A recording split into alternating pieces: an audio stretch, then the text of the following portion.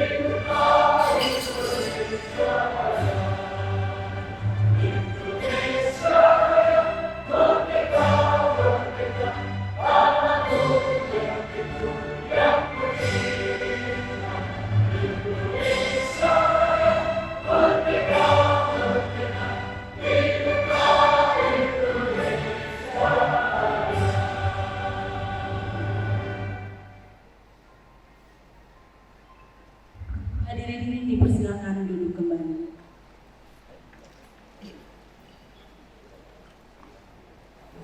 Assalamualaikum warahmatullahi wabarakatuh. Selamat siang dan salam sejahtera bagi kita sekalian. Puji dan syukur kita panjatkan kehadirat Allah Subhanahu wa Ta'ala, Tuhan semesta alam. Salawat dan salam semoga tercurah limpah kepada junjungan alam Rasulullah Muhammad Sallallahu Alaihi Wasallam.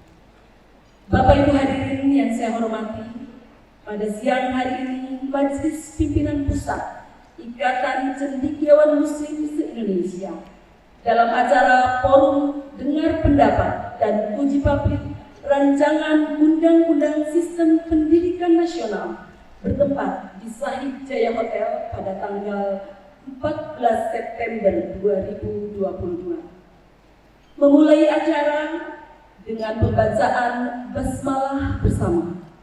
Bismillahirrahmanirrahim. Bapak Ibu hadirin yang kami hormati, melewati doa semoga senantiasa menjadi pintu keberkahan bagi kita semua. Pembacaan doa akan dipimpin oleh Ustadz Imam Sofyan. Kepadanya kami persilahkan. Assalamualaikum warahmatullahi wabarakatuh. Bapak-bapak, ibu-ibu yang kami hormati, mari kita berdoa, istirahatkan sebentar jiwa kita untuk memohon kepada Allah Subhanahu wa Ta'ala.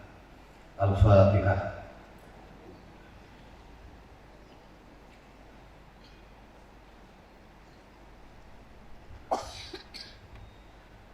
Bismillahirrahmanirrahim.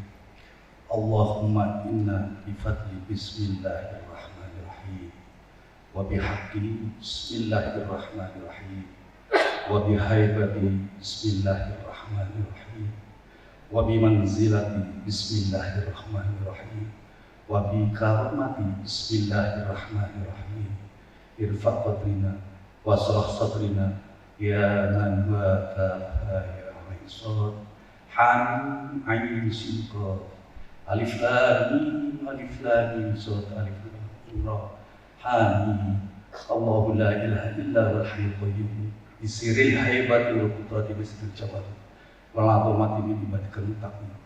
Ya Allah ya Rabb, Ampunilah segala dosa kami ya Allah. Ya Allah, kami berlindung kepadamu. Kami berlindung dengan kekuatan dan kehebatan-Mu ya Allah. Ya Allah ya Allah, Engkau maha mengangkat derajat seseorang dan maha menghinakan seseorang. Maka kami berlindung kepadamu ya Allah.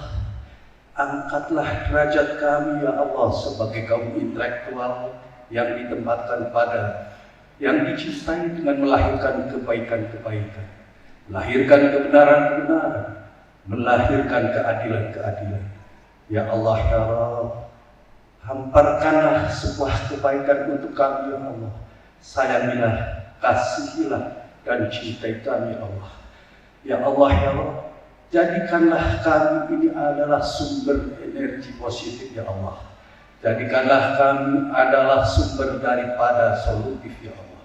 Rabbana ighfir lana dzunubana wa li ikhwanina alladziina sabaquna bil iman wa la taj'al fi qulubina ghillan lil ladziina amanu rabbana innaka ra'ufur rahim.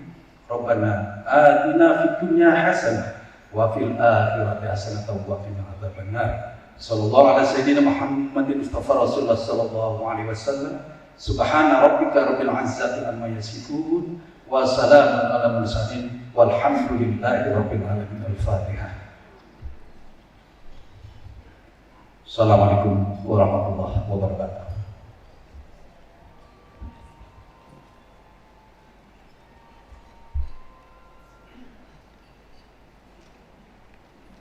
Laporan Ketua Penyelenggara akan disampaikan oleh yang terhormat Bapak Profesor Dr. M. Kajib MAG.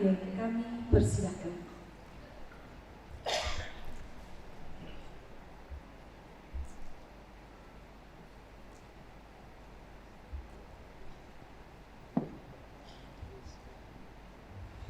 Bismillahirrahmanirrahim.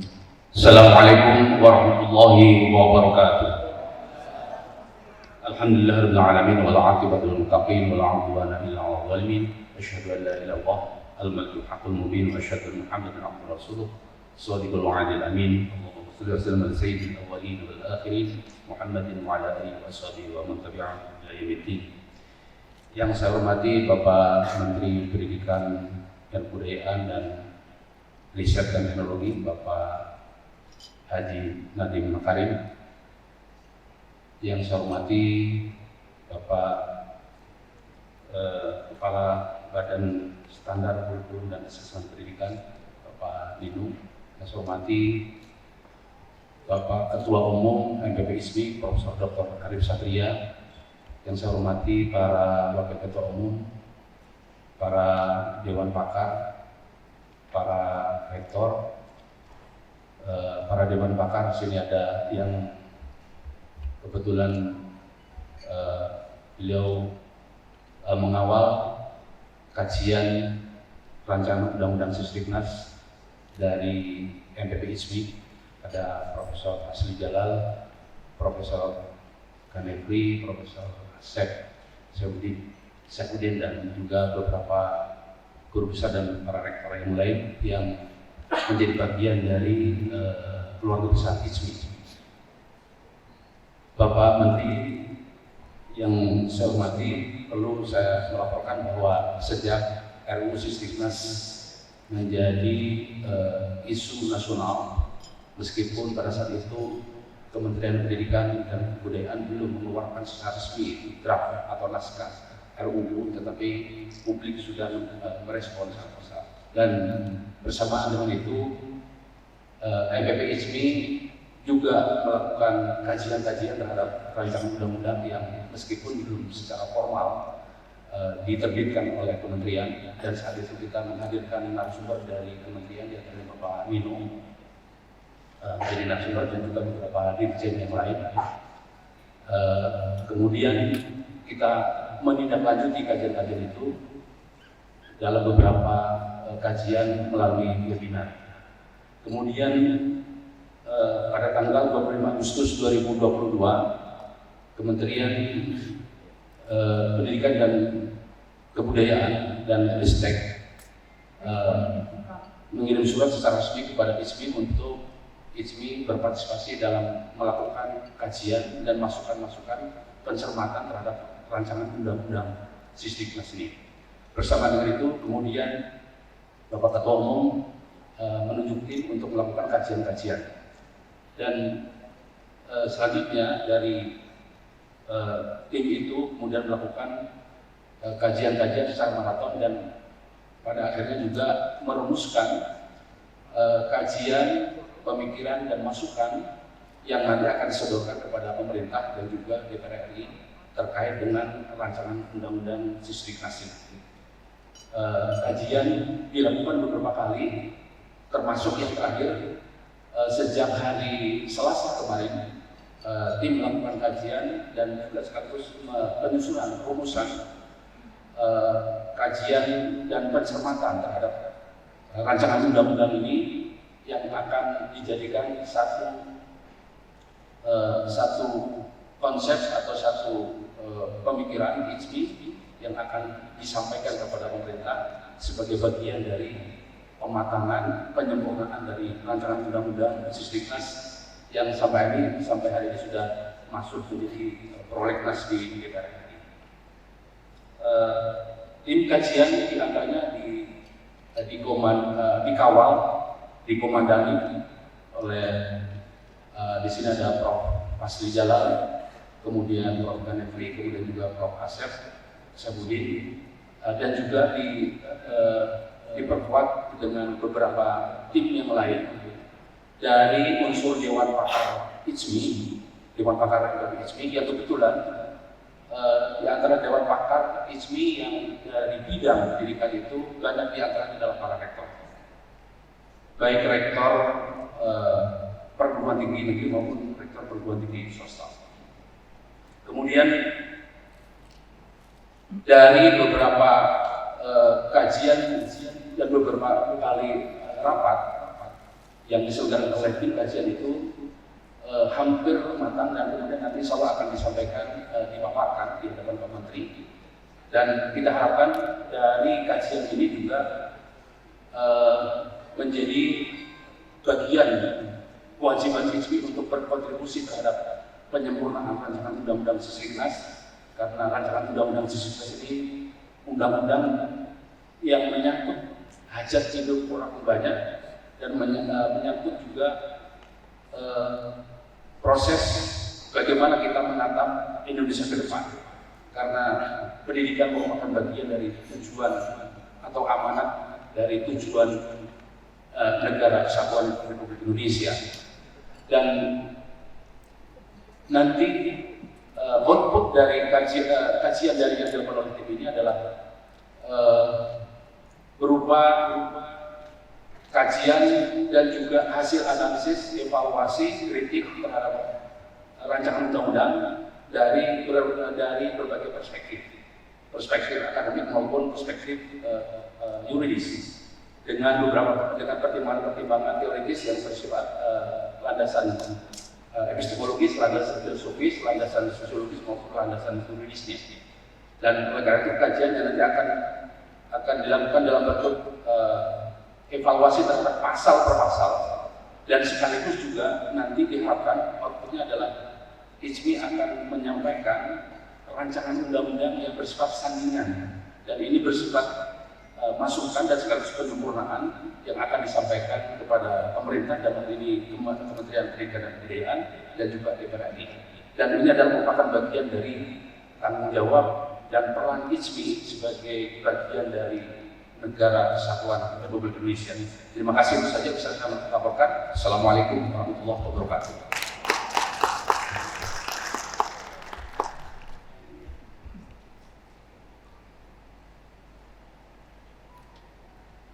Bapak Ibu hadirin yang kami hormati, berikut akan kita dengarkan bersama sambutan Ketua Umum Majelis Pimpinan Pusat Ikatan Cendekiawan Muslim se-Indonesia, sekaligus membuka acara secara resmi. Kepada yang terhormat Bapak Profesor Dr. Arif Satria, SPMSI, kami persilakan.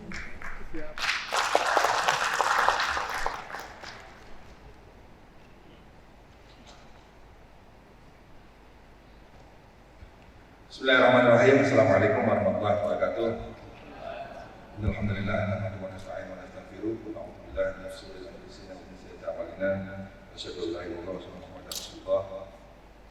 Yang saya hormati dan kita banggakan bersama, kita sudah terbiasa manggil Mas Menteri.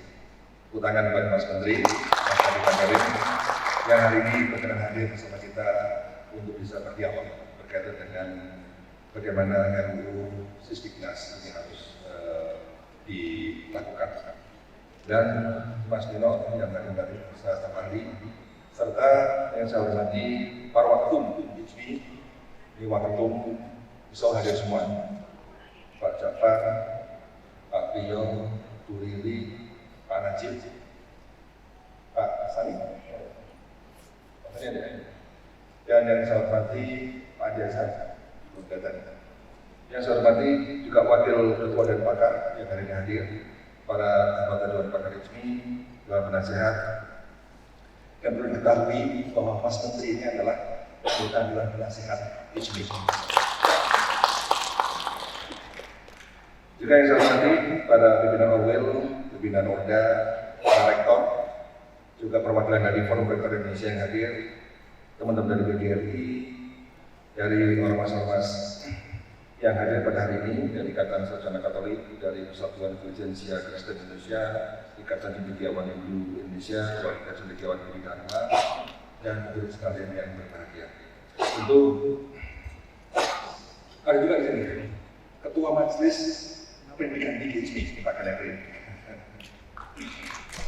Beliau adalah Ketua Majelis Pendidikan Tinggi beserta jajaran, juga penasehatnya Pak Fasri Jalal dan juga Pak Sefsudin sebagai anggota IJMI, anggota Dewan Pakar, dan para rektor yang hadir ada Pak Rektor UPI, Rektor UIJ, dan rektor-rektor yang lain.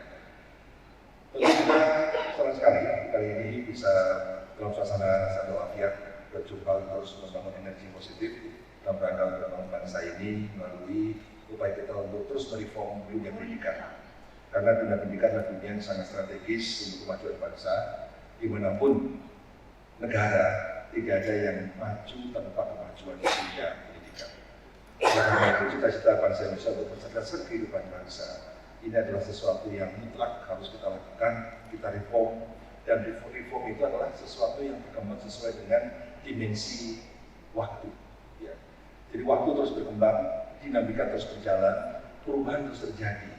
Mau tidak mau kita harus melakukan beberapa adjustment, adaptasi, dan bahkan antisipasi terhadap pemulihan-pemulihan yang akan terjadi nanti.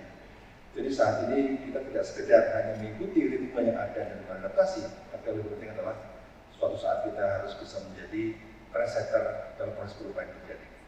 Karena itu sekalian, izinnya pada kesempatan ini saya akan meng-highlight beberapa isu penting dunia pendidikan kita ini.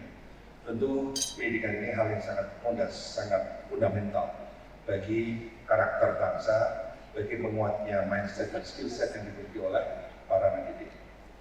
Namun demikian, kalau kita lihat perkembangan pendidikan di Indonesia semakin lama semakin baik, semakin maju, bila dilihat dari aspek tadi minimal dari sisi kuantitas. Angka partisipasi kasar luar biasa. SD sudah 100%. Ya. Kemudian angka APK untuk SMP, kemudian SMA. SMP sekarang sudah berapa tuh? Sudah 90% lebih.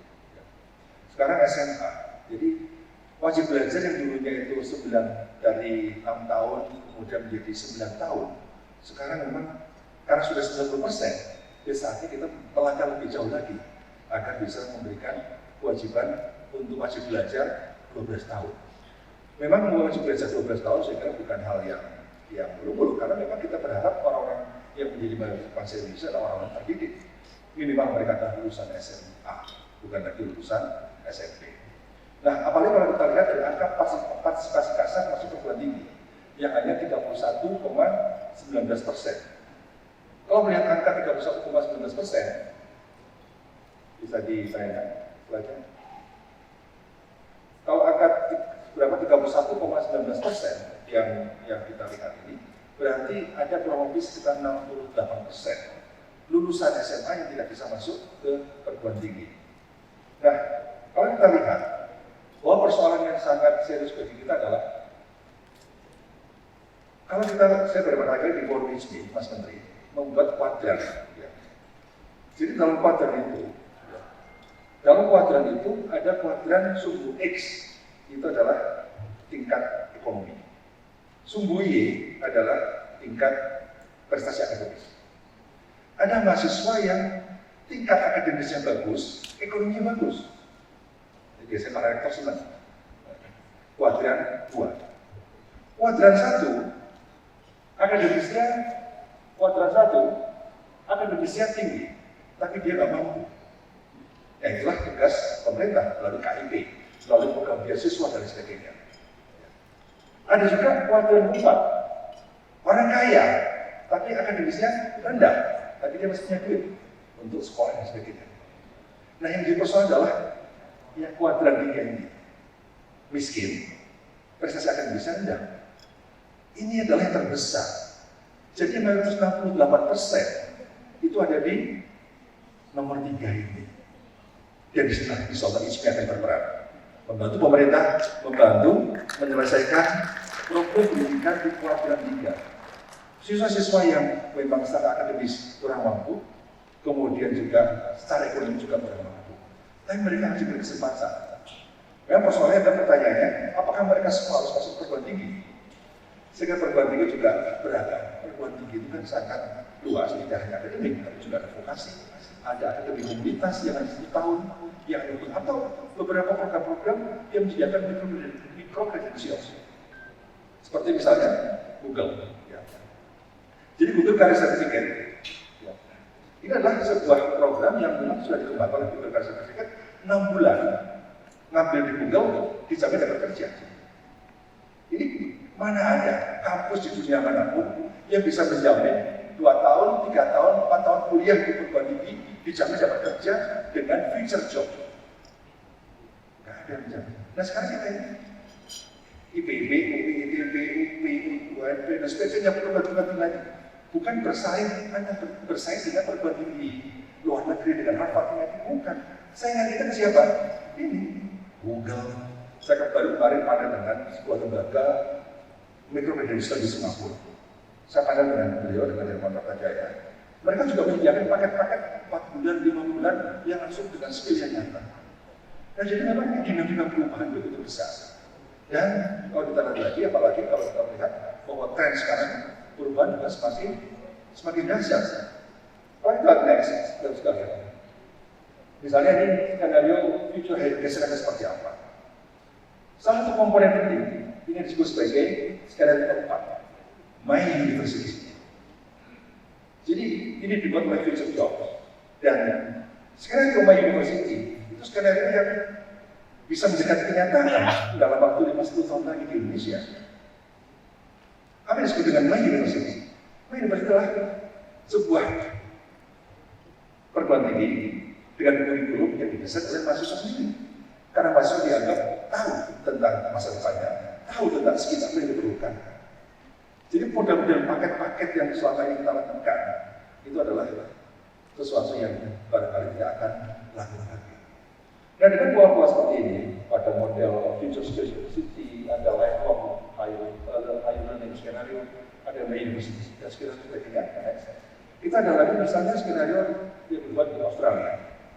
Di Australia ini ada skenario satu, yang disebut sebagai Champion University, di mana seperti sekarang ini, satu ada negeri, kuliahnya masih rapi, ditata, kemudian support pemerintah masih ada. Kemudian bisa juga pemerintah lepas tangan, hands off, itulah swasta, ya, atau privatisasi nanti.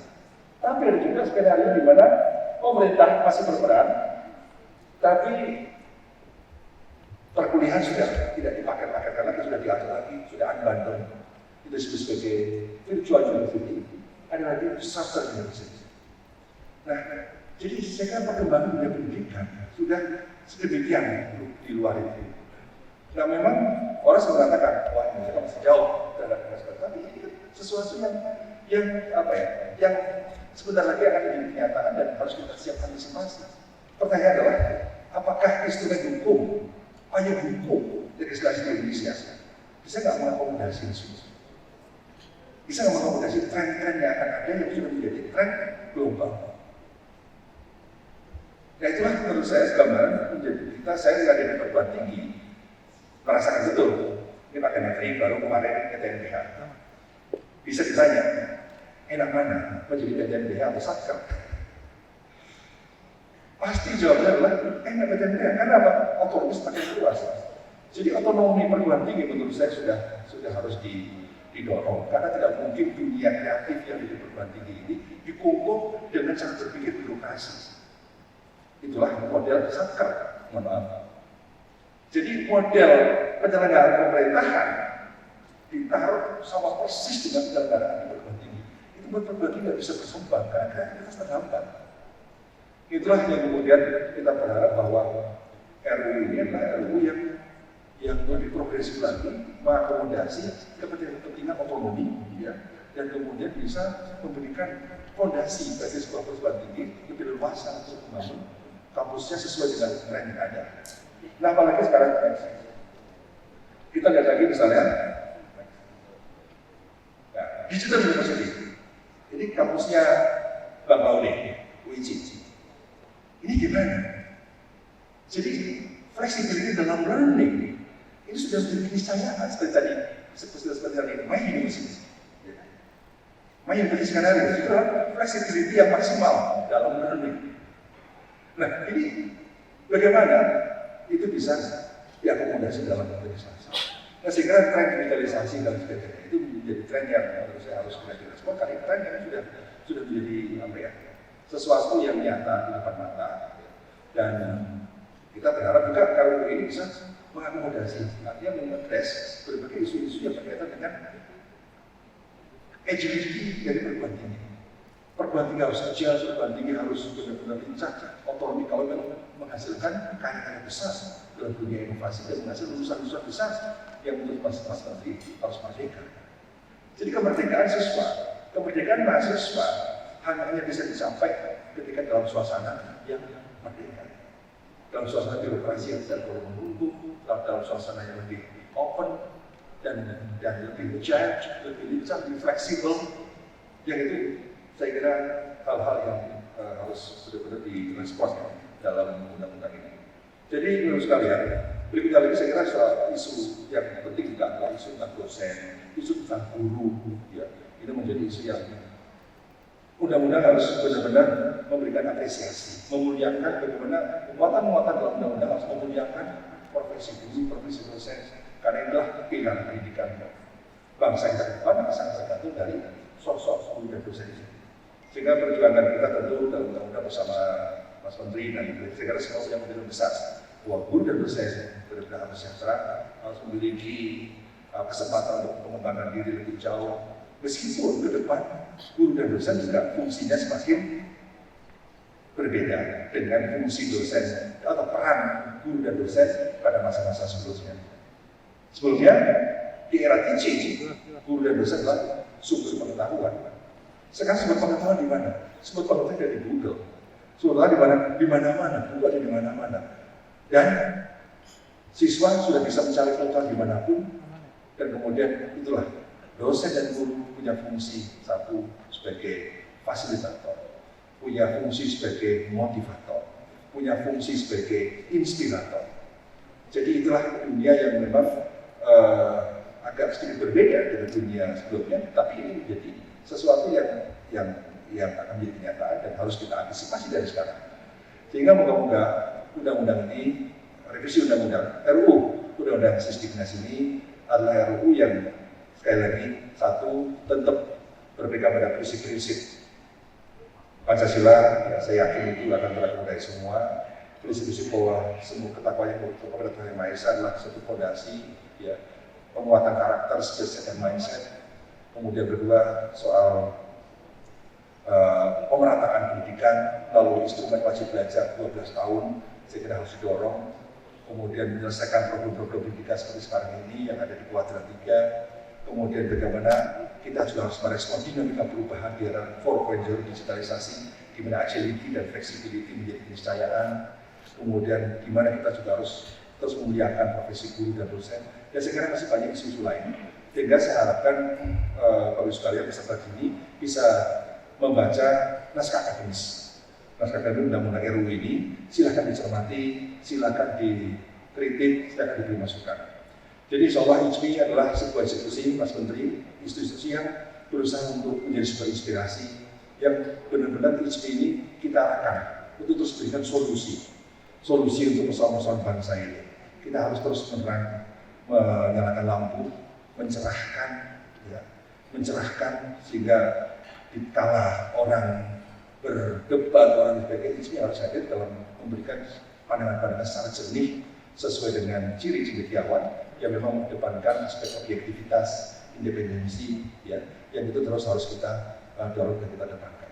Saya yakin dengan forum ini, insya Allah kita akan banyak terkumpul, dan saya sampaikan Mas Menteri, tim dari IJMI sejak kemarin sudah 3 kali melalui Zoom, kemudian kemarin bertemu sampai jam 2 malam, tim berumus para rektor merumuskan dan masukan-masukan terhadap RUU ini, karena melihat urgensi RUU Sisdiknas ini harus segera dijalankan, harus segera diformulasikan, harus segera disempurnakan, dan harus segera diisi muatan-muatan yang sesuai dengan apa yang kita pahami tentang hari ini dan masa depan.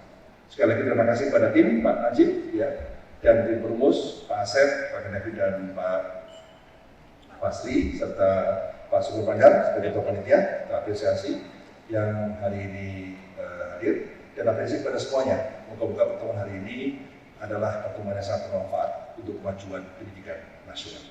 Terima kasih. Assalamualaikum warahmatullahi wabarakatuh. Untuk tetap berada di panggung. Dan Bapak Ibu hadirin, kita telah menunggu bersama dialog interaktif sekaligus keynote speech bersama yang terhormat Mas Menteri Pendidikan, Kebudayaan, Riset, dan Teknologi, Mas Menteri Nadiem Anwar Makarim, MBA. Namun sebelumnya kami mengundang moderator Bapak Muhammad Syukur SHMH. Kemudian juga kami mengundang dengan hormat Kepala Badan Standar Kurikulum dan Asesmen Pendidikan Kemendikbudristek Bapak Anindito Aditomo SPC MPhil PhD. Dan berikut dialog interaktif rancangan undang-undang sistem pendidikan nasional sekaligus keynote speech kepada yang terhormat Mas Menteri Pendidikan, Kebudayaan, Riset, dan Teknologi, Mas Menteri Nadiem Anwar Makarim, BA MBA. Kita sambut dengan aplaus. Kami persilakan kepada moderator untuk memandu dialog hingga usai. Terima kasih. Baik, terima kasih. Assalamualaikum warahmatullahi wabarakatuh. Selamat siang, selamat sore ya. Salam sejahtera buat kita semuanya. Yang kita cintai, kita banggakan, Bapak Menteri Pendidikan Nasional atau Kemendikbudristek, Mas Nadiem Makarim yang hadir bersama-sama kita, Mas Nino yang sudah terus bertemu dan bertatap muka dengan IJMI, yang kita hormati, kita cintai ketua umum kita, Prof. Arief, yang juga bersama-sama di podium ini, di panggung ini untuk kita melakukan sebuah dialog interaktif. Mas Menteri, saya ingin informasikan bahwa forum FDP ini, forum dengan pendapat ini, kita sengaja mengundang beberapa stakeholder yang lain, tidak hanya dari IJMI yang tadi sudah disampaikan oleh Ketua Umum. Saya ingin mempersingkat saja beberapa organisasi profesi, kemudian dari organisasi atau yayasan yang mengelola pendidikan lintas agama juga kita undang, dan yang ini perwakilannya, begitu pula forum rektor. Dan di forum ini juga hadir beberapa rektor aktif dan beberapa guru besar yang tentu saja kompetensinya tidak kita ragukan lagi. Bapak Ibu, saya ingin informasikan bahwa waktu Mas Menteri memang terbatas. Saya tadi sudah diwanti-wanti, jadi saya ingin langsung ke Mas Menteri. Tetapi saya ingin menginformasikan bahwa dialog ini kita buat dalam 2 sesi. Jadi sesi yang pertama ini sebetulnya hanya interaktif. Pertama kita memberi kesempatan pada Mas Menteri dengan beberapa pertanyaan yang sudah ada di ruang publik yang menjadi pro kontra yang akan saya sampaikan, kemudian Mas Menteri akan merespon. Kemudian yang kedua, saya memberi kesempatan beberapa tokoh yang mewakili full untuk menyampaikan dissenting opinion. Jadi mewakili kita semua, Kemudian tadi Mas Menteri mengatakan kami menyerap, mendengarkan aspirasi. Pada prinsipnya tadi sudah disampaikan Ketua Umum bahwa IJMI ikut mendorong, menguati dan tentu saja akan memperkuat substansi yang dianggap belum termuat dalam RUU Sisdiknas ini. Mas Menteri, ini di ruang publik diskusinya sangat menarik sekali ya pro kontranya ya. Termasuk diantaranya adalah undang-undang ini tidak menjalankan asas keterbukaan. Jadi kurang melibatkan publik. Ya, ini juga pertanyaan yang mendasar. Kemudian soal tunjangan guru, dosen yang dihilangkan, ini juga pertanyaan-pertanyaan yang mendasar. Kemudian otonomi perguruan tinggi tadi yang sudah disampaikan oleh Prof. Ini pertanyaan-pertanyaan yang mengemuka. Tapi yang penting menurut saya adalah Mas Menteri perlu menjelaskan ke publik, dan ini juga live streaming disaksikan oleh teman-teman OWIL di daerah maupun kita buka untuk umum. Ide, gagasan, narasi besar dari perubahan. Karena ini mencoba untuk mengkompilasi 3 undang-undang. Undang-Undang 20 tentang Sistem Pendidikan Nasional, kemudian Undang-Undang 12, dan kemudian Undang-Undang nomor 14. Ini penting sekali Mas Menteri. Narasi besarnya apa? Kita ingin mendengarkan. Saya persilakan Mas Menteri untuk waktu dan tempatnya. Terima kasih. Assalamualaikum warahmatullahi wabarakatuh. Saya hormati Ibu Hetifah, Saifuddin, Bapak Arif Satria, dan tentunya syukur dan pimpinan sidang forum dengan pendapat ini, Bapak Pasti Jalan, Bapak Nefri, dan Bapak Asep Saifuddin, dan seluruh anggota Ikatan Cendekiawan Muslim Indonesia dan ibu undangan dari berbagai organisasi. Terima kasih sekali atas pelaksanaan forum ini. Senang sekali pada IJMI dan apresiasi kami sebesar-besarnya untuk membantu kami memfasilitasi pembicaraan mengenai RUU Sisdiknas. Mungkin pertama Pak Syukur, sebelum saya masuk ke topik-topik atau menjawab pertanyaan, saya ingin menyebut bahwa ada fase-fase baik cendekiawan maupun masyarakat umum selalu ada fase-fasenya. Ada fase yang saya udah tahu siapa yang cuma baca undang-undangnya doang, itu dijelaskan. Lalu saya tahu kalau dia sudah baca undang-undangnya dan naskah akademiknya, seperti yang Pak Arif, Mas Arif tadi bilang. Terus saya tahu lagi kalau dia sudah baca undang-undangnya, revisi undang-undangnya, baca naskah akademiknya, dan juga sudah nonton video saya di YouTube kemarin sama Mas Tino. Nah ini proses evolusinya. Kalau Bapak Ibu dan semua teman-teman Bapak Ibu belum melakukan langkah-langkah itu, mohon lakukan itu dulu sebelum membuat suatu opini. Jadi itu mungkin 3 langkah wajibnya. Tolong jangan baca undang-undangnya saja, baca naskah akademiknya, dan yang kedua tolong nonton video YouTube saya sama Mas Tino yang baru aja dikeluarkan 3 hari yang lalu mengenai khususnya tunjangan guru. Jadi apa sih yang melatar belakangi undang-undang Sisdiknas ini? Sebenarnya kami di Kemendikbudristek sudah melakukan mungkin 22 episode kebijakan Merdeka Belajar. Saya sangat percaya diri untuk menyebut bahwa perubahan yang telah kita lakukan dalam 3 tahun terakhir lebih besar dari perubahan dalam 20 tahun terakhir. Hanya dalam 3 tahun terakhir. Perubahan ini tidak mudah, banyak merepotkan bapak-bapak di ruangan ini juga. Tapi perubahan seperti yang Mas Arif bilang adalah keniscayaan, karena dunia berubah. Kalau sistem pendidikan tidak berubah, sistem pendidikan jadi irrelevan. Dan itu tidak bisa kita lihat. Situasi itu, skenario itu tidak bisa kita terima. Sistem pendidikan kita harus selalu relevan sehingga perubahan harus terjadi. Undang-undang tidak ada bedanya. Undang-undang itu harus selalu melakukan evolusi untuk menjawab tantangan zaman. Pada saat ini, undang-undang di Indonesia itu terpecah jadi 3 undang-undang. Ada undang-undang guru dan dosen, ada undang-undang Sisdiknas, dan ada undang-undang IKTI. Dibuat di tahun-tahun yang berbeda. Dengan kebijakan pemerintah yang terus berjalan, dengan perubahan disrupsi teknologi dan ekonomi yang terus berjalan. Esensi daripada kenapa kita mau melakukan RUU Sisdiknas ini adalah untuk menjawab satu pertanyaan. Setiap kali saya melakukan suatu perubahan besar, baik di pendidikan tinggi maupun di sekolah, pertanyaannya cuma satu. Hampir semua cendekiawan yang saya bicara, Mas Menteri, saya itu sebenarnya setuju banget sama arah ini. Ini memang udah lama, kita 2007 udah ngomongin seperti ini. Ujung-ujungnya kalau ada cendekiawan dan penggemar pendidikan pasti Anda mengerti seluruh konsep Merdeka Belajar dan sangat setuju secara prinsip. Cuma ada satu pertanyaan saya selalu tanya, nanti kalau presidennya ganti dan Mas Menterinya udah nggak lagi di sini, apa nasib kita dengan Bapak? Apakah bisa ini dilanjutkan? Apakah bisa dituntaskan? Jawaban kami terhadap pertanyaan ini adalah revisi undang-undang sistem. Jadi setiap kali Bapak dan banyak sekali Bapak, Ibu di sini pernah ngomong sama saya pertanyaan sama, gimana nanti kalau Mas Menteri udah nggak di sini? Jawaban saya yaitu RUU Sistemnas.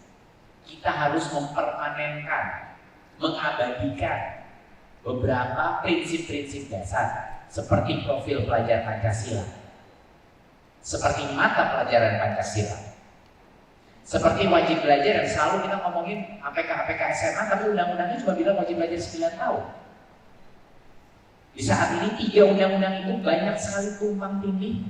Bukan hanya tumpang tindih di antara 3 undang-undang yang terpisah itu, tumpang tindih dengan peraturan pemerintah dan kebutuhan guru.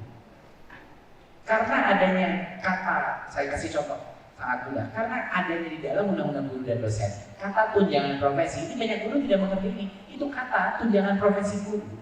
Dan jumlahnya itu yang menyebabkan dan dikunci dengan sertifikasi, itu menyebabkan 20 tahun ini lamanya cuma 1,3 juta guru yang menerima sertifikasi Bapak Ibu. Mereka menunggu hampir 20 tahun 1,3. Yang 1,6 juta yang belum menerima sertifikasi itu bakal tunggu 20 tahun lagi udah berpensiun semua. Karena kita mengikuti aturan itu. Itulah contoh-contoh, beberapa contoh hal-hal yang memang sudah harus diganti, sudah harus diperbarui untuk kesejahteraan guru, untuk menambah inovasi di sekolah. Bapak Ibu ingat nggak? Zaman dulu jauh lebih banyak inovasi sekolah-sekolah SMA yang spesialis ke seni, spesialis ke budaya, spesialis ke teknik dan lain-lain. Tapi dalam nomenklatur kita di undang-undang kita sangat kecil, agak susah kita melakukan itu. Ada hal-hal yang sudah tidak relevan lagi seperti kewajiban 24 jam mengajar. Betul-betul nomenklatur pendidikan. Ya, malah undang-undang Sisdiknas yang lama ini masih menyebut bahwa prinsip dan penyelenggaraan pendidikan itu terbatas kepada calistung. Bayangkan, calistung membaca manusia. Kita sekarang sains daripada pendidikan kita sudah jauh lebih di atas itu. Kita membutuhkan kompetensi, kita membutuhkan berbagai macam skill seperti kemampuan bekerja sama, gotong royong. Kita butuhkan kemampuan emosional, kemampuan nilai-nilai kebinekaan dan lain-lain. Jadi tidak bisa, semuanya ini harus kita upgrade gitu untuk mencapai impian besar kita beradaptasi ke masa depan. Jadi kira-kira itu, kita butuh regulasi yang adaptif dan relevan untuk masa depan. Itu konteksnya kenapa Pak? Pak Syukur, mungkin itu dulu saya juga. Ada pertanyaan lain lebih spesifik sekarang. Ya, ini mungkin Mas Ino bisa nambahkan, ini kan juga yang menarik itu adalah soal hilangnya tunjangan guru ya. Tunjangan profesi ini juga menjadi isu yang mengemuka. Di pembahasan kita juga beberapa poin strategis itu dianggap krusial. Ini juga pro kontra. Penting juga mungkin narasinya disampaikan Mas Nino juga biar agar sebelum saya mempersilahkan itu. Mungkin Mas Menteri jangan menambahkan soal saya mau sebelum itu. Tadi kan ada pertanyaan mengenai proses ya. Jadi ada tuduhan bahwa kita tidak inklusif atau kita tersembunyi-sembunyi. Saya selalu lucu disebut dianggap tidak memenuhi ini unsur keterbukaan, asas keterbukaan. Setelah hidup kami sangat tersembunyi dalam proses ini, baru mereka menyadari bahwa sudah ada website terbuka yang mendetilkan setiap butir pasal. Dan jarang sekali sejak kapan sampai kita ada website dengan semua penjelasan plus opsi untuk orang-orang langsung mengeluarkan pendapatnya. Bukan cuma cendekiawan, kami mendapat masukan langsung dari masyarakat dengan ada tanya jawab dan masukan. Silakan Mas Ino mungkin jelasin sedikit prosesnya gimana yang telah kita lakukan.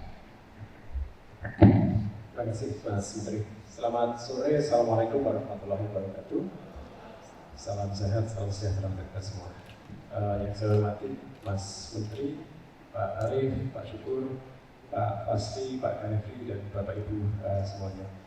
Mengenai proses, betul ada beberapa hal yang perlu kita klarifikasi karena miskonsepsi yang berkembang di masyarakat itu dilandaskan pada kekhawatiran bahwa proses ini dilakukan terburu-buru, seolah-olah setelah pemerintah mengajukan rancangan undang-undang ini sebagai bagian dari prolegnas prioritas itu sudah akan diketok gitu ya, naskahnya sudah akan disahkan oleh DPR. Padahal sebenarnya ini proses masih di awal. Jadi draft yang kita ajukan kepada DPR itu merupakan draft usulan dari pemerintah yang ketika nanti sudah diterima oleh DPR untuk dibahas, itu satu bisa sangat berubah. Termasuk kami harapkan nanti perubahan itu berdasarkan masukan yang solid, yang kokoh, yang berdasarkan deliberasi yang berkualitas seperti forum yang dilakukan ISMI ini.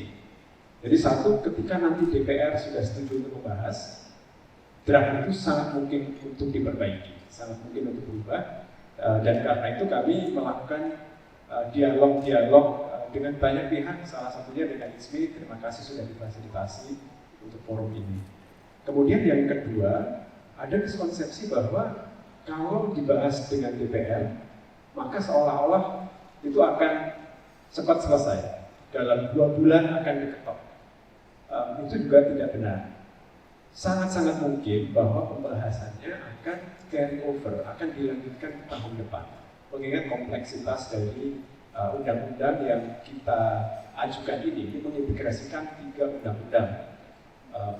Saya pengalaman menyusun undang-undang sebelumnya tentang psikologi misalnya, itu jauh lebih sederhana, itu pun perlu waktu 1 tahun, bahkan lebih untuk bisa selesai. Jadi kami pun terbuka untuk kalau tidak selesai tahun ini tidak masalah, kita akan lanjutkan tahun depan.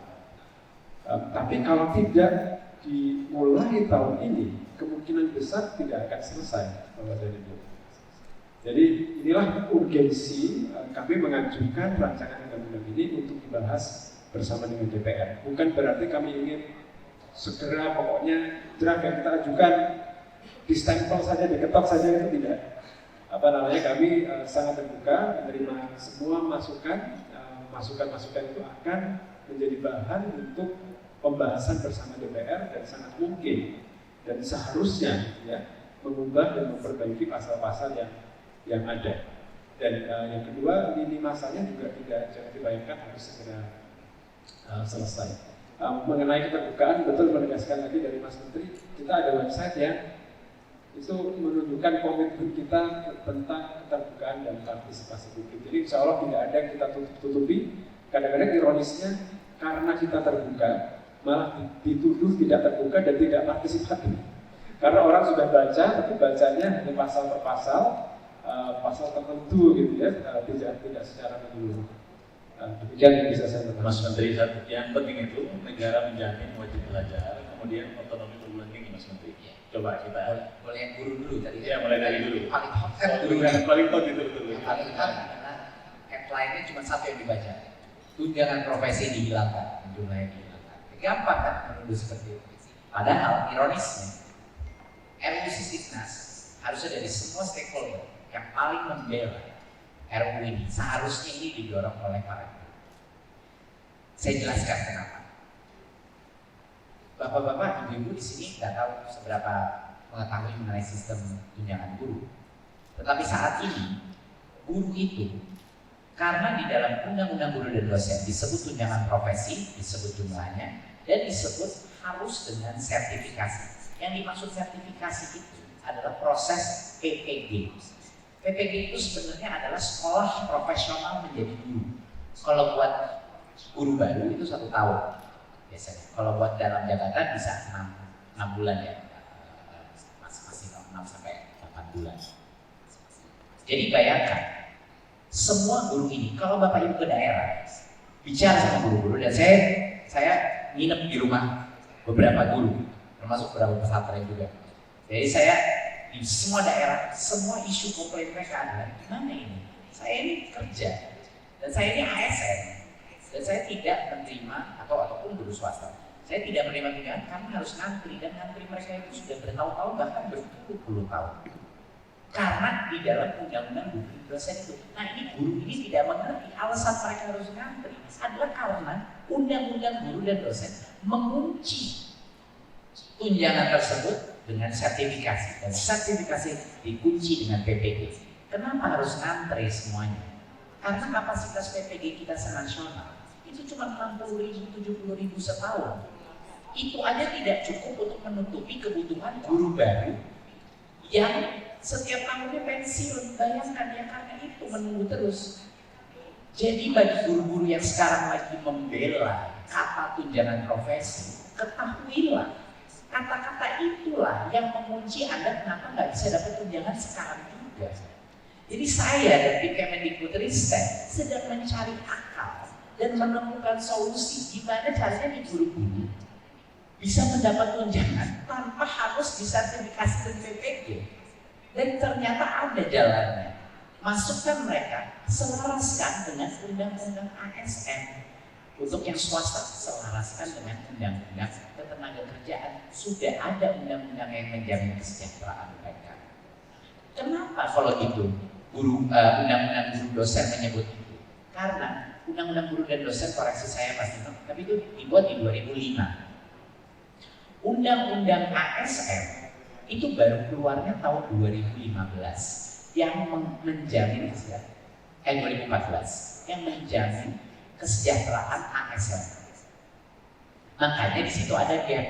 Jadinya bagi 1,6 juta guru yang sekarang menunggu sertifikasi, dan mayoritas dari mereka itu adalah guru honorer sekarang, yang 300.000 sudah menjadi P3K tahun lalu, dan insya Allah 300.000 lagi tahun ini akan menjadi P3K juga, ASN juga. Itu mereka semua akan menunggu sampai mereka pensiun kalau mengikuti aturan itu. Padahal yang mau kita lakukan adalah harusnya guru-guru bersama kami semuanya berjuang untuk menghilangkan itu dan menyelaraskan dengan ASN, sehingga rencana kami adalah guru-guru itu yang bekerja tetap mendapatkan tunjangan. Jadi itulah isu yang tidak bisa dibahas. Jauh lebih mudah kita mengerti kata tunjangan profesi dihilangkan, iya kan? Lebih hangat di topik didiskusikan. Padahal itulah yang menyebabkan guru-guru sekarang nggak dapat tunjangan karena harus menunggu. Jadi itu pecahan. Ini adalah hal fundamental yang harus dikomunikasikan berulang-ulang kali kepada guru. Kalau Anda ingin mendapatkan tunjangan sekarang, tidak antre lagi di PPG dan sertifikasi, kita harus ubah, keluarkan tunjangan profesi, dan jumlah itu harus dihilangkan kata itu dan dibilang sekarang mengikuti, menyelaraskan dengan undang-undang ASN. Tidak ada ASN lain yang harus menunggu sertifikasi, tidak ada ASN lain yang mengantre untuk mendapatkan tunjangan. Mereka otomatis mendapat tunjangan. Gitu. Berarti Mas Menteri ingin mengatakan bahwa karena sertifikasi itu menjadi penghambat bagi sebagian guru untuk menerima tunjangan ya. Betul. Jadi dinikmati oleh sebagian guru sementara guru yang lain tidak menerima ya. Betul. Karena problem itu ya. Betul, tapi sangat mudah memancing emosi guru.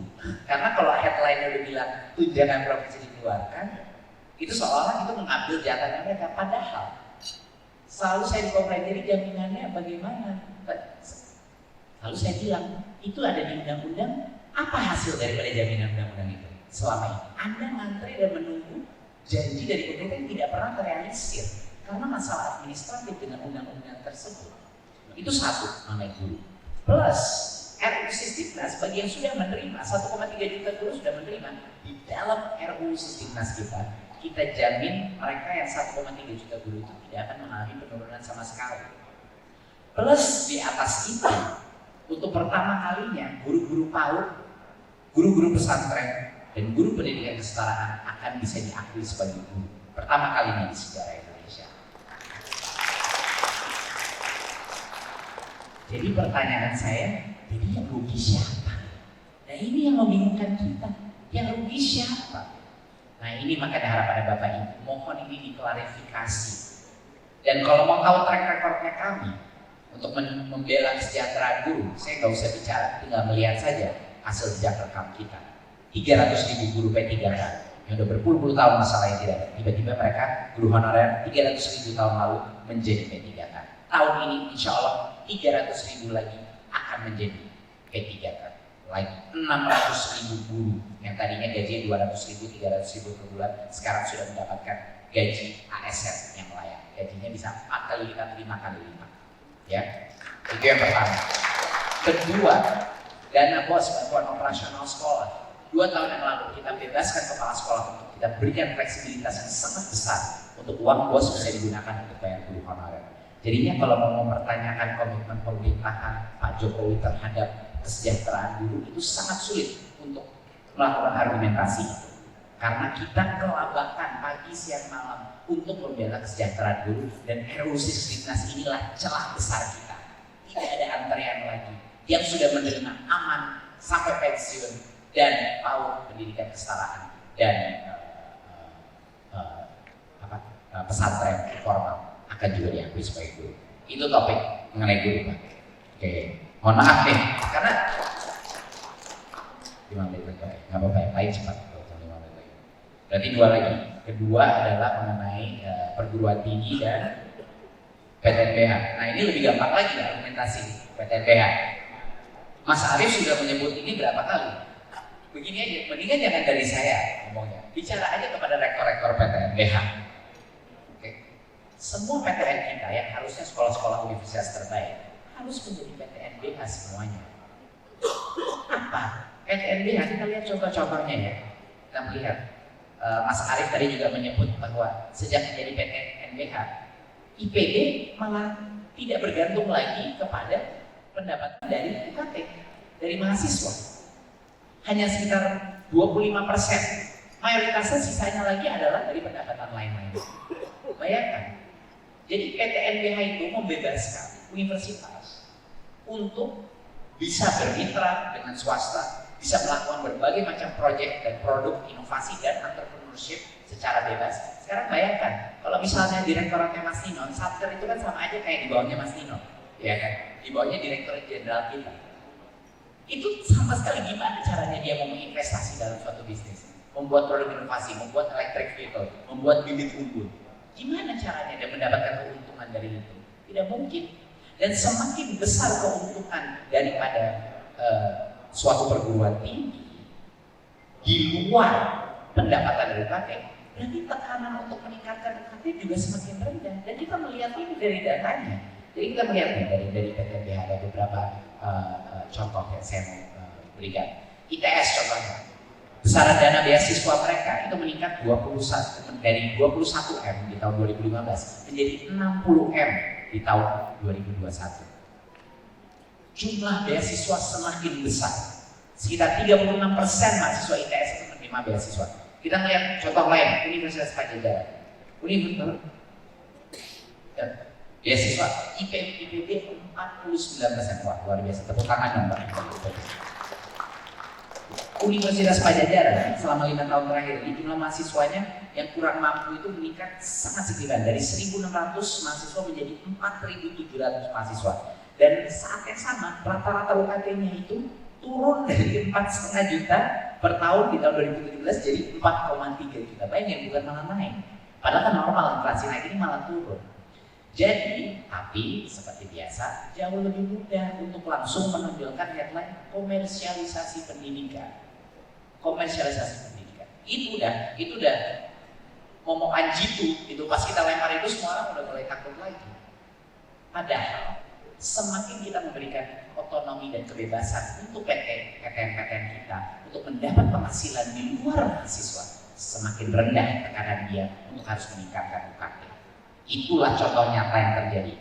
Semua sekolah pada saat menjadi PTNBH bukan hanya rankingnya naik, lebih banyak beasiswa untuk mahasiswa miskin, UKT-nya masih terjaga dan kompetitif dibandingkan sekolah-sekolah swasta yang setara. Ya, setara dengan kualitasnya, kita nggak bisa bandingin cuma swasta negeri, kita harus yang sama levelnya ya, yang sama levelnya kita harus bandingkan. Masih sangat jauh lebih kompetitif. Jadi itu kira-kira mengenai yang PTNBH. Kenapa? Ini sangat penting, sekarang sudah jelas datanya. Argumentasinya PTNBH jauh lebih sukses dari sisi akademis, dari sisi kesinambungan keuangan, dan tidak ada sama sekali penurunan uang dari pemerintah. Itu yang saya selalu jelaskan kepada para rektor-rektor, karena banyak dari mereka paranoia bahwa pada saat mereka menjadi PTNBH anggarannya turun. Mas Arief, anggarannya turun nggak Pak waktu menjadi PTNBH? Malah meningkat. Jadi garansi dari pemerintah itu masih ada, cuman pengelolaannya diberikan kemerdekaan, sehingga spirit entrepreneurial daripada para rektor, kepala prodi, inovator-inovator, peneliti dalam perguruan tinggi kita itu bisa benar-benar merdeka. Mungkin itu yang bisa saya sebut. dan tentunya wajib belajar 13 tahun. Tadi sudah saya sebut kenapa begitu penting. Dan ini bukan kita tiba-tiba kagetan 13 belajar. 13 tahun itu apa? Sekarang kan 9 tahun. 13 itu mundur 1 tahun, PAUD, plus tambah 3 tahun SMA. Dan tidak akan secara serentak, implementasi nanti tergantung kesiapan. Jadi setiap area, setiap daerah itu tergantung kesiapan. Mereka harus menyelesaikan dulu 10 tahun, 9 minus 1, ya plus 1 ke bawah. PAUD dulu di-full. Kalau itu udah bagus, baru akan diberikan pendanaan dan bantuan support untuk SMA menjadi wajib belajar. Jadi 13 tahun. Dan kita harus bermimpi ke masa depan apa yang negara ini butuhkan. Jadi kita harus berani untuk menyebut 13 tahun, termasuk 1 tahun itu untuk mengamankan dan menjaminkan atau apabila mengejar ketertinggalan terus, kita nggak malah melompat menuju perubahan. Terima kasih. Baik, aplaus dulu buat Pak Menteri kita. Sebelum Mas Menteri meninggalkan ruangan, prinsipnya di forum ini semua setuju bahwa pembaruan itu perlu dilakukan. Penting sekali untuk bagaimana mengumpulkan ide gagasan untuk menguati substansi yang belum termuat dalam rancangan ini. Beri kesempatan kepada beberapa guru besar, saya minta untuk memberikan dissenting opinion untuk menguati agar RUU ini bisa merepresentasikan keinginan kita dalam pembaruan sistem pendidikan nasional. Saya persilakan Prof. Fasli mewakili kita coba tolong diberikan mic. Beliau juga mantan dirjen dan mantan wamen ya, jadi pasti banyak punya pengalaman juga. Tolong mic-nya.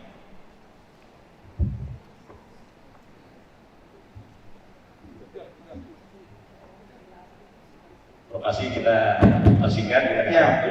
Terima kasih Mas Menteri, Pak Arif dan Mas Dino dan Mas. Jadi saya kebetulan ketua tim undang-undang guru Pak, yang mendesain undang-undang guru itu dan dosen, pada akhirnya masuk dosen. Tapi waktu itu kondisi realnya adalah betapa terkendalanya PNS guru karena dia di benchmark ke gajinya kepegawaian. Yang naiknya hanya 5% sesuai dengan inflasi. Dia tidak dapat honor panitia, dia tidak dapat SPJ, dia bekerja macam-macam untuk menghidupi dirinya. Ngojek, jualan macam-macam, termasuk koperasi, jual buku, kadang-kadang minta anak les di rumah segala macam. Jadi kita tidak punya cara untuk menghargai mereka kecuali keluar dari aturan main PNS. Karena TNI, Polri dia PNS plus. Uang laut, uang ini, uang itu, guru nggak ada. Nah, untuk itu kita posturkan guru ini sedemikian rupa sehingga kemudian keuangan Bapak setuju untuk mencarikan tambahan yang segera, tapi dengan dasar profesionalisme. Ya itu bisa dikunci kebenaran profesionalisme yang melahirkan kinerja. Dan itu juga tidak otomatis. Waktu itu dijadikan dalam 15 tahun. 15 tahun kabinet demi kabinet menyelesaikan. Jadi saya sangat senang mendengar argumen Pak Menteri bahwa oke, kita sekarang satu rata, satu jabat ya Pak Menteri ya. Semua guru harus dapat kesempatan hidup layak bersertifikat atau tidak ya. Yang sudah menerima lama dijamin, yang baru diberikan jalan tol. Betul kan? Tepuk tangan lah kalau ini benar dulu ya. Nah, pasti kan orang meragukan begini Pak Menteri. Kalau di dalam bahasa undang-undang kan apa yang tertulis? Rujukan kita selama ini kenapa dosen dapat privilege, kenapa profesor dapat tunjangan 2 kali lipat, kenapa guru dapat tunjangan profesi, tunjangan khusus dan seterusnya, karena undang-undang guru dan dosen. Kalau itu ditanggalkan, maka seperti Pak Menteri katakan tadi rujukannya adalah undang-undang ASN. Nah, saya belum merasa cukup nggak daya ungkit undang-undang ASN dengan sistem pembayarannya untuk membuat postur guru kita seperti guru Singapura, seperti guru Finland dan seterusnya itu. Tapi kalau Pak Menteri merasa bahwa guru yang profesional yang selama ini diberikan kemudahan dan urusan oleh undang-undang guru bisa dipindahkan dan dijaga tetap dengan adanya undang-undang ASN, ini berita yang menggembirakan. Jadi keadilan sesama profesional itu dia bisa kita jamin. Itu aja Pak Menteri. Terima kasih. Terima kasih. Nantikan pertanyaan pada Pak Menteri. Saya langsung saja ke Prof. Asep. Silakan Prof. Ini 4 orang aja kita kasih kesempatan buat nanti. Terima kasih Mas Menteri. Apa yang Mas Menteri sampaikan itu khususnya untuk di Komisi Pendidikan Tinggi sangat inovatif. Artinya khusus PTN nanti PTNBH. Namun ketika kami menemukan beberapa naskah, beberapa isu yang di pendidikan tinggi itu tidak ada bahkan yang memikirkan bagaimana digital university. Yang kedua, kata-kata yang berkaitan dengan penelitian itu hanya 5 kata. Pendidikan ada 569 kata. Kata pengabdian pada masyarakat hanya ada 3. Kata inovasi ada 1. Kata wirausaha tidak ada. Jadi nuansa yang Pak Menteri tadi saya lakukan ini bagus, tapi yang kami temukan ada beberapa hal yang memang tidak terlalu simpel dengan yang dipikirkan oleh Pak Menteri. Tapi nanti malam kami akan sampaikan itu lagi. Ya, kurang lebih itu. Baik, Prof. Makasih. Terakhir Prof. Ganevi dulu, silakan. Singkat lagi Prof. Mas Menteri harus meninggalkan ruangan ini. Tapi kita ingin Mas Menteri mendengar. Silakan, Prof. Ganevi. Terima kasih. Mas syukur Pak Mas Menteri yang sama-sama hormati. Saya langsung saja. Menarik sebenarnya kalau yang Pak Menteri sampaikan tadi itu memang tertuang secara eksplisit di Undang-Undang Sivitas ini, saya kira semua sangat mengapresiasi apa yang Mas Menteri sampaikan tadi. Kita memang sudah melihat naskah akademik undang-undang ini kami nilai sangat baik.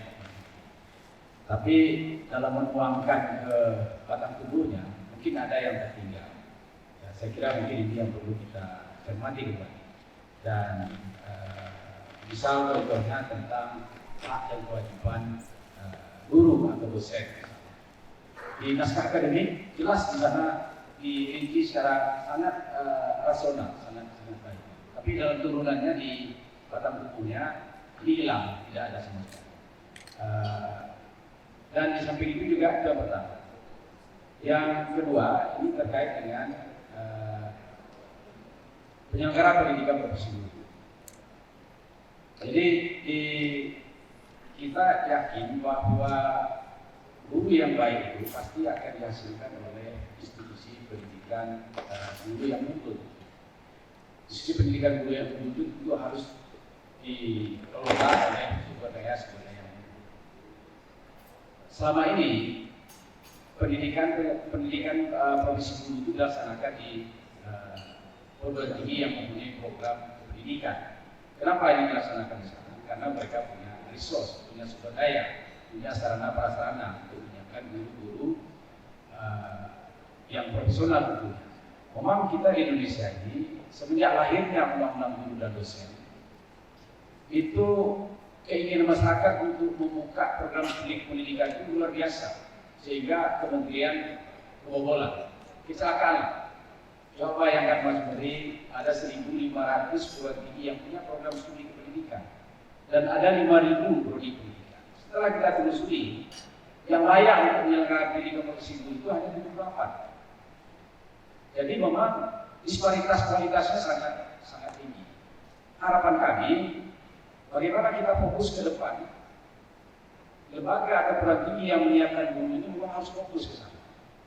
Dan itu tidak bisa kita lepas hanya kepada perguruan tinggi. Jadi kalau di dalam draft undang-undang ini kami melihat, kita lihat bahwa penyelenggara pendidikan profesi guru itu adalah perguruan tinggi.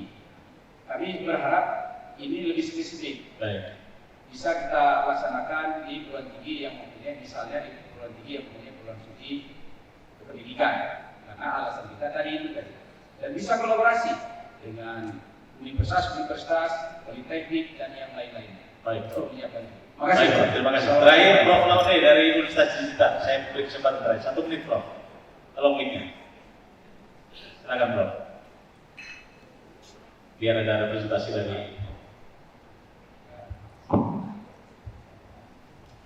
Assalamualaikum warahmatullahi wabarakatuh. Mas Menteri, Ketua ISPI, saya mewakili generasi baru yang tidak tertampung di dalam undang-undang ini. Undang-undang ini kesan saya dari baik dari akademis sangat analog. Nuansa digitalnya tidak tergambar dengan baik. Mungkin itu perlu ditambahkan nanti, karena tadi saya setuju bahwa ini adalah undang-undang yang nanti dibahas dengan DPR. Kita semua tahu bahwa perilaku manusia akibat digital ini paling tidak 3 yang berubah.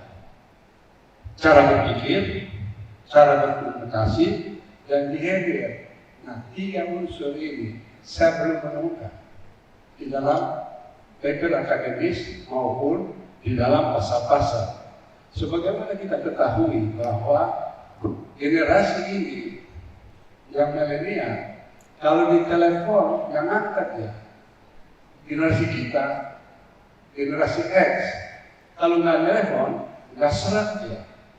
Tapi kalau di WA, dia jawab. Kita, kalau di WA, tidak seret. Nah, perubahan kultur seperti ini, mungkin ada baiknya di dalam sekalian saya percaya Mas Menteri sebetulnya melihat pada cara berpikir seperti itu. Tetapi kompromisnya jangan terlalu besar kepada analog. Karena di masa depan jangan sampai terjadi ada temanku bercerita ilmu yang kita pakai adalah penemuan abad ke-19 diajarkan oleh generasi abad 20 yang diajarin adalah generasi abad 21. Nggak match. Itu beberapa hal yang ingin saya sampaikan karena di era digital ini dosen di era digital dosen itu tidak terlalu banyak mengajar, tetapi menyiapkan bahan ajar, kemudian artificial intelligence yang melakukan tugasnya dia, karena kita cuma algoritma biasa aja dalam mengajar itu. Tapi riset dan publikasi itu yang harus didorong, karena di sana letak sebetulnya keunggulan investasi itu. Dengan digital itu dimungkinkan. Oleh karena itu saya menganggap dan saya setuju dengan Mas Menteri bahwa perguruan tinggi kita ini bertahun-tahun kena tren, yaitu habis waktu mengajar, penelitian dan publikasi berkurang. Padahal di masa depan justru itu yang akan ke depan. Terima kasih. Baik, terima kasih. Kita aplaus dulu. Jadi sebelum closing statement dari Mas Menteri, prinsipnya semua mendukung Mas Menteri. Tinggal mungkin penguatan substansi. Saya sampaikan pada Mas Menteri bahwa kita dibuat 3 komisi, sudah koordinasi dengan Mas Nino. Satu komisi dipimpin Prof. Fasli, satu komisi Prof. Ganefri, dan kemudian komisi Prof. Asep. Dan ini nanti akan merumuskan hasil rumusan ini akan kita serahkan kepada Mas Menteri dan Ketua Umum. Itu yang kita. Saya minta closing statement dulu dari Mas Menteri sebelum ke Prof. Arief untuk menutup. Silakan Mas. Terima kasih. Mungkin sebentar ya, sebentar. Terima kasih untuk masukannya dan saya sangat senang nanti bisa membaca nanti hasil rekomendasinya karena menurut saya ada banyak poin-poin yang penting-penting sekali. Jadi misalnya poin-poin mengenai bagaimana memastikan bahwa batang tubuh daripada RUU Sisdiknas ini bisa lebih mendekati kepada yang naskah akademiknya ya, itu esensinya itu kan. Contohnya kalaupun kata tunjangan profesi guru itu tidak ada, paling nggak kata tunjangan dong ada di situ kan untuk menguatkan. Itu salah satu contohnya gitu ya. Itu adalah hal yang kami sangat terbuka dan mohon itu dimasukkan dalam rekomendasinya. Kami terbuka untuk mendengar apa saja ide-idenya gitu mengenai itu. Mungkin beberapa respons tadi bahwa jangan lupa bahwa undang-undang itu bukan suatu manifesto ya, bukan suatu misalnya pencanangan suatu hal yang bersifat hanya filosofis. Karena kalau kita berbicara filosofis saja banyak hal yang masih belum masuk ke dalam undang-undang Sisdiknas. Student centered learning, online ini ada macam-macam, ada macam-macam. Jadi kalau kita mau menampung semua hal yang penting untuk pendidikan, nggak selesai 20 tahun kita bicara RUU Sisdiknas karena bakal ada selalu hal-hal yang mau kita cantolin, masukin ke dalam situ. Tetapi contoh, kita hanya melakukan perubahan di Sisdiknas. Dimana kalau tanpa perubahan itu terjadi, kita tidak bisa melakukan sesuatu hal. Itu adalah filter kita untuk perubahan di Sisdiknas. Jadi kalau tidak harus kita ganti, kita nggak ganti. Kita hanya mengganti hal-hal yang memblokir kita, misalnya guru nggak bisa dapat profesi, itu kan memblokir. Kita harus mengganti. ya kan? Arahan daripada Merdeka Belajar, profil belajar Pancasila kalau nggak dicanangkan ya akan menjadi bahan dasar daripada misalnya kurikulum baru kita. Harus kita masukkan ke situ. Gitu. Jadi standar kita untuk masuk pada Sisdiknas ini apa yang suatu hal yang kita bisa kerjakan tapi tidak bisa dikerjakan karena undang-undangnya memblok itu, atau ada suatu hal yang harus kita amankan ke depan yang sudah kita kerjakan ada berada di situ. Jadi itu kira-kira filternya. Dan tadi mungkin untuk pertanyaan pertama saya cuma ingin bilang bahwa seluruh diskusi proses ini dengan menyelenggarakan undang-undang ASN ini hasil daripada negosiasi dan diskusi dengan Kemenq dan Kemenpan RB selama 6 ke 8 bulan terakhir, Pak. Jadi ini semua kita bicara ini berdasarkan negosiasi internal yang sudah dilakukan. Jadi tentunya kita semua itu nanti sulit untuk bisa melakukan ini tanpa ada PP turunannya kan, peraturan turunannya, dan itu yang akan kita kejar pada saat ini sudah masuk program prioritas. Tapi tentunya kita sudah menemukan celahnya. Tentunya peningkatan tunjangan jauh lebih mudah kalau menggunakan undang-undang ASN. Kita tinggal merubah beberapa peraturan, misalnya peraturan presiden bisa langsung meningkatkan tunjangan tersebut. Yang sudah pasti nggak ada yang turun, semuanya bakal naik tunjangannya, semuanya bakal naik. Itu aja. Yang terakhir adalah untuk digital. Tidak ada apapun di dalam undang-undang sekarang yang memblok online school saat ini. Aturan-aturan yang mungkin sudah tidak terupdate mengenai aturan dosen dan guru itu semuanya bisa diatur di level kami. Dan kami sangat setuju, banyak sekali peraturan-peraturan dosen yang seharusnya udah kadaluarsa, ya kan? Dan itu adalah effort kita besar Pak Nizam yang sebenarnya sedang mendorong transformasi karir dosen dan lain-lain, itu sudah paralel terjadi, Pak. Jadi sangat setuju, tidak perlu di undang-undang tapi itu bisa kita lakukan hari ini segera jauh lebih mudah dengan adanya peraturan dari pendidikan tinggi. Jadi kalau tidak perlu, kalau tidak ada sesuatu di undang-undang yang memblokir digital revolution kita, buat apa kita masuk ke sana? Nanti malah menyediakan nomenklatur sekat-sekat lagi yang akan merepotkan turunannya. Harus sangat hati-hati apa yang kita masukkan di undang-undang. Kebanyakan orang mengira kalau dimasukin undang-undang itu sesuatu yang baik. Tidak selalu, karena nanti merepotkan. Kalau fleksibilitas malah bisa lebih tidak. Jadi menggunakan undang-undang itu harus sangat hati-hati dan secara taktis apa yang harus kita lakukan. Dan terakhir mengenai disparitas LPTK saya sangat setuju, dan memang strategi kami di Kemdikbud adalah untuk mengunci PPG-nya Pak sekarang programnya.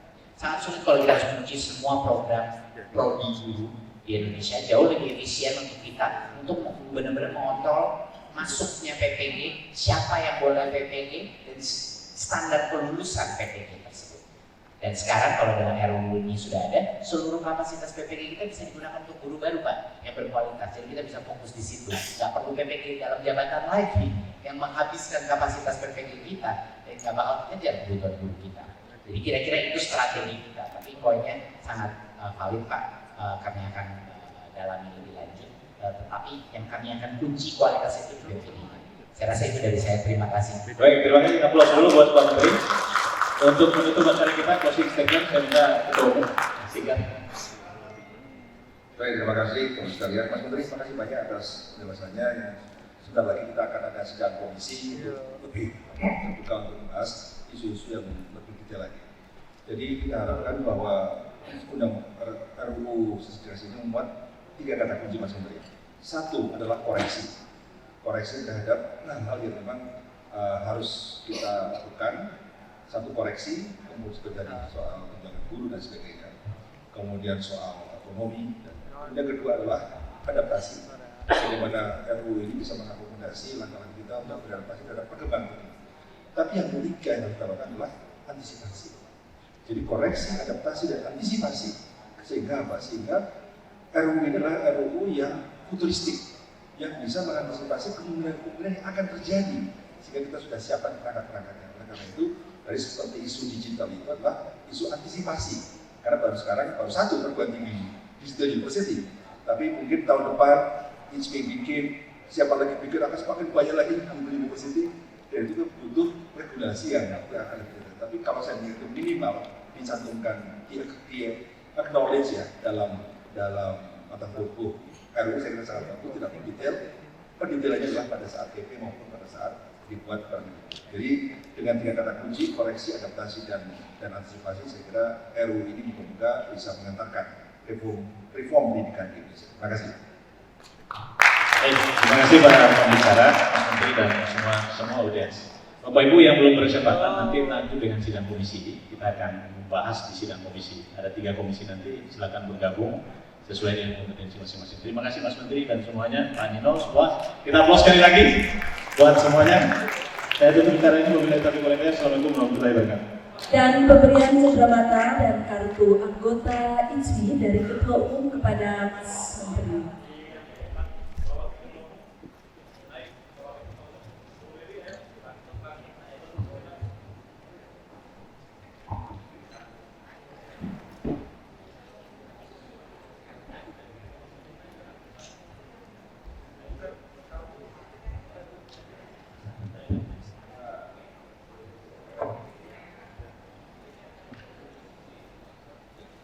Jadi sekalian,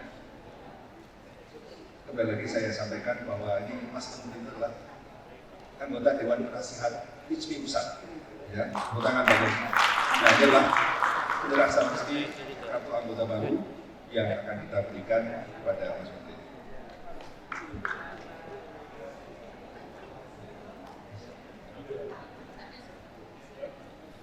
Ini namanya kartu anggota ISMI. Bukan.